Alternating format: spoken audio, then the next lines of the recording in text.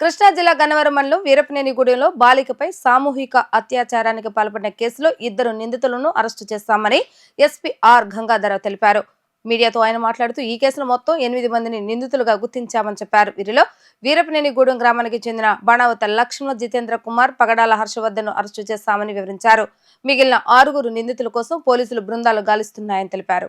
బాలికపై సామూహిక అత్యాచారం కేసులో 2 నిందితులను పోలీసులు అరెస్టు చేశారు.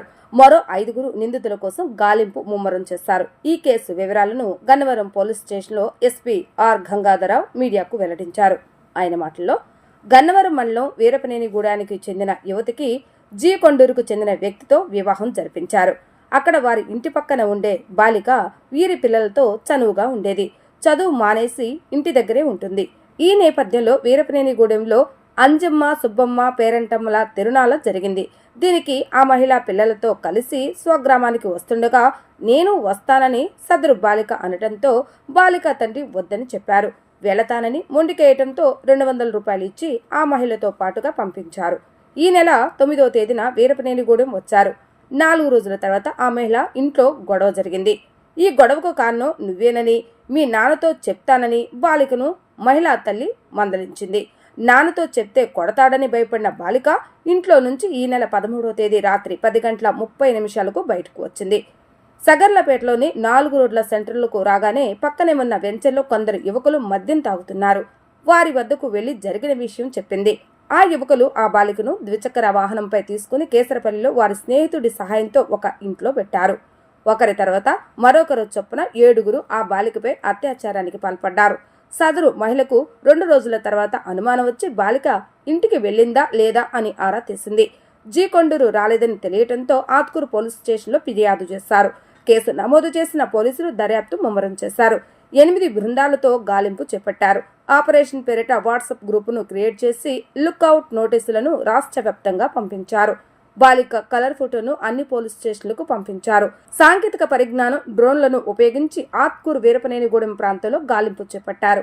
కలెక్టర్ దృష్టిలో పెట్టి జిల్లాలోని అన్ని సచివాలయ గ్రూపుల్లో, ఆశా వర్కర్లు, డ్వాక్రా గ్రూపుల్లో బాలిక ఫోటోను వైరల్ చేశారు. ఈ నేపథ్యంలో ఈ నెల 17వ తేదీన రాత్రి బాలికను ఆటో డ్రైవర్ మాచవరం పోలీస్ స్టేషన్లో అప్పగించారు. సమాచారం అందుకున్న స్థానిక ఎస్ఐ బాలిక తల్లిదండ్రులు అక్కడికి వెళ్లి బాలికను పెద్దవుటపల్లిలోని బంధువుల ఇంటికి తీసుకువెళ్లారు. బాలికకు కడుపులో నొప్పి వస్తున్నట్లుగా తల్లికి చెప్పగా ఆమె ఆత్కూరు పోలీసులకు సమాచారం ఇచ్చింది. వెంటనే విజయవాడ ప్రభుత్వ హాస్పిటల్కి పంపించారు. మహిళ ఎస్ఐ సమక్షంలో బాలిక తనపై కొంతమంది అత్యాచారం చేసినట్లుగా చెప్పగా స్టేట్మెంట్ను రికార్డ్ చేశారు. ఆ రాత్రి బాలికను కేసరపల్లి తీసుకువెళ్లి 3 రోజుల పాటు ఉంచారు. 6 యువకులు, ఒకరు మైనర్ బాలుడు బాలికపై అత్యాచారం చేశారు. 3 రోజుల అనంతరం బాలికను విజయవాడలో దింపారు. అక్కడ బాలిక ఆటో ఆపి విజయవాడ వెళ్లాలి అని చెప్పడంతో డ్రైవర్కు అనుమానం వచ్చి పోలీసులకు అప్పగించారు. ఈ కేసులో నిందితులు బాణావత్ లక్ష్మణ జితేంద్ర, పగడాల హర్షవర్ధన్ను అరెస్టు చేశారు. మరో 5 కోసం గాలిస్తున్నారు. మనకి గన్నవరం సబ్ డివిజన్లోని హనుమాన్ జంక్షన్ సర్కిల్లో ఆత్కూరు పోలీస్ స్టేషన్లో ఈ నెల 14వ తేదీ సాయంత్రం ఒక గర్ల్ మిస్సింగ్ అనేది రిపోర్ట్ అయింది. ఆమెను మనం చూసినట్లయితే ఆమె మైనర్ గర్ల్ ఉన్నారు.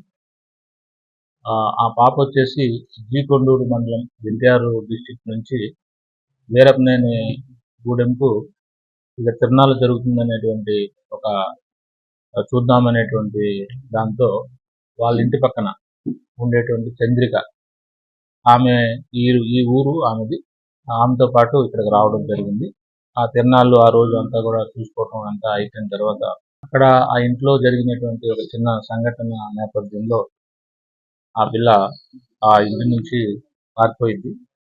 సో ఇలా పారిపోయినటువంటి ఈ పాప సో కోసం అందరూ వెతుకుతా ఉన్నారు. వెతికిన తర్వాత మనకి 14వ తేదీ వీళ్ళ తల్లిదండ్రులు అటు వచ్చి వాళ్ళ మదర్ వచ్చి మనకి కంప్లైంట్ ఇవ్వడం జరిగింది.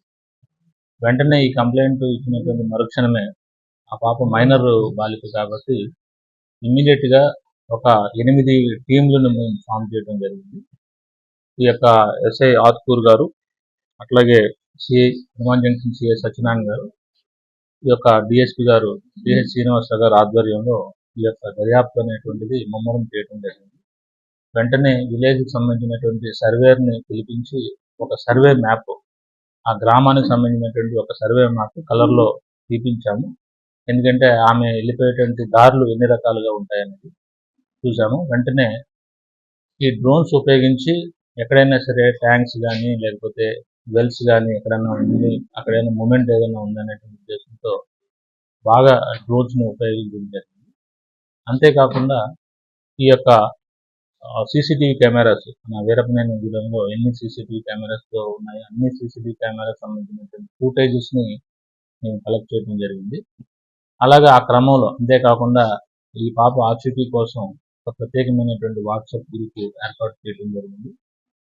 దాంట్లో ఆ పాపకు సంబంధించినటువంటి వివరాలన్నీ పెట్టడం, అలాగే మన ఆత్కూరు పరిసర ప్రాంతాల్లో ఉన్నటువంటి ఆల్ సోషల్ మీడియా గ్రూప్స్లో, అట్లాగే ప్రింట్ అండ్ ఎలక్ట్రానిక్ మీడియా గ్రూప్స్లో, అలాగే కలెక్టర్ గారిని కూడా సంప్రదించి మన జిల్లాలో ఉన్నటువంటి అన్ని ఆశా వర్కర్స్ గ్రూప్స్, అట్లాగే జిల్లాలో ఉన్నటువంటి అన్ని విలేజ్ సెక్రటేరియట్ సంబంధించిన ఎంప్లాయీస్ సంబంధించినటువంటి గ్రూప్స్లో, అలాగే పోలీసు మహిళా కార్యదర్శులు వాళ్ళ యొక్క గ్రూప్స్లో, అలాగే అన్ని గ్రూప్స్లో కూడా మేము ఈ యొక్క వివరాలన్నింటినీ కూడా షేర్ చేసి విస్తృతమైనటువంటి గాలింపు చర్యలు చేపట్టడం జరిగింది.